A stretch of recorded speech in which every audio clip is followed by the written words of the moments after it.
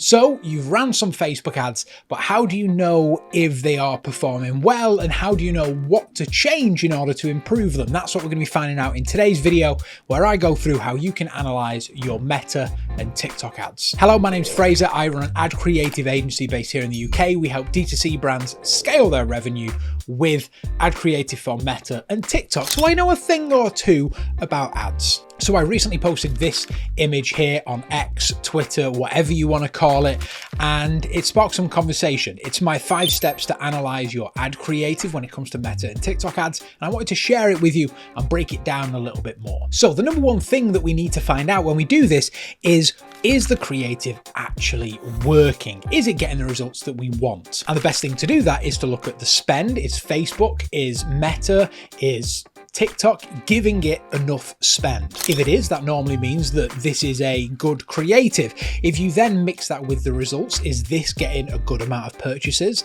But then also, most importantly, your cost per result, your CPA, your CPL, whatever it is that affordable? Sometimes it is worth having a higher CPA. Let's say that you're a subscription brand and your lifetime value of a customer is $200, then you can afford to be unprofitable on the first time purchase because you know you're going to get it back through the life of that subscription. So they're all KPIs to go into this knowing, because that is how we judge whether creative is actually working. If it's not making you any money, if it's not making you any profit, then it's not a good creative. Step 2 is we want to figure out why this is working. Why is this creative getting good results? And the way that we can do that is by looking at a few different metrics: CPM, reach, impressions, click-through rate, CPC, shares, hook rate, hold rate, average watch time. You've probably heard a lot of these. Some of them you might not even know what they mean, so let's break down a few of them.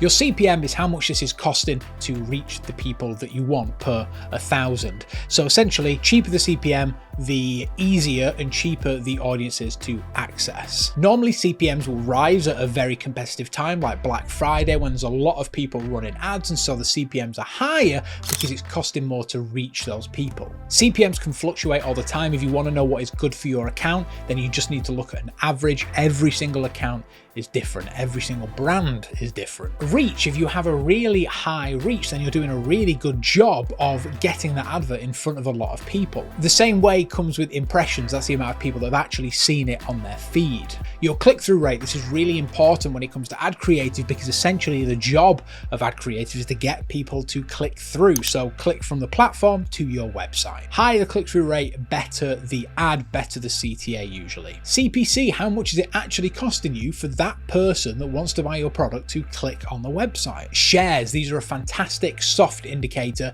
of how well and how much people enjoy your ad. If a lot of people are sharing it, chances are they're enjoying the advert. Your hook rate, this is how many people have actually watched the hook. How many people have you held for 5 seconds or so at the start of your video? This is really important. Hold rate, very much the same, but what percentage of people are staying after the hook to watch the rest of your video? And then average watch time, how long are people averagely watching your videos? That's what all those stats mean, and they're all the ones that you need to look at when you're figuring out why this is working. I'd say the soft metrics like shares and hook rate, engagement rate is another one, hold rate, average watch time, they're a great indicator of how much people are enjoying your video. People watching it for a long time, you grabbing a lot of people, fantastic ways to tell if that creative that you're making is actually doing anything.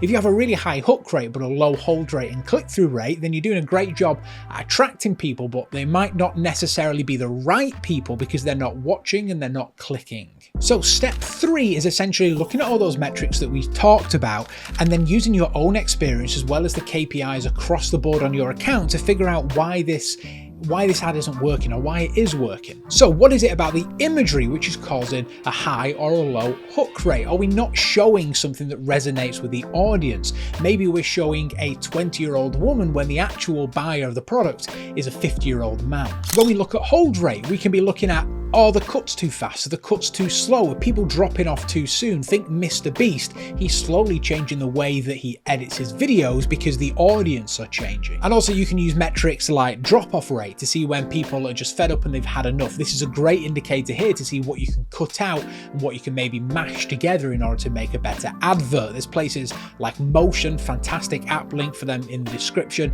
We use this all the time and they give you a lot of metrics in a very visual way to help you understand your creative. Another thing that you should be doing here is breaking down your demographics and having a look who is actually engaging with your ads. You can do this within Facebook Ad Manager. It's really easy, but then you can also do it, like I said, in softwares like Motion. Like I mentioned earlier, there's no point having a 20-year-old female talking about a problem that a 50-year-old man has. It's not going to resonate with them. So you can use your breakdowns of your age, your gender, your demographic in order to see if your talent matches the people that are actually watching the video. You might find that Facebook is delivering this to an older demographic, but you thought your product was for a younger demographic, so your UGC creators are of the younger age range. Well, that means that one thing you can do to improve your results is to cast older members of the public. Now, once you've got all this information, you've done your research, you've figured out what you think is the problem, you need to take action. That can be as easy as changing a hook, for example.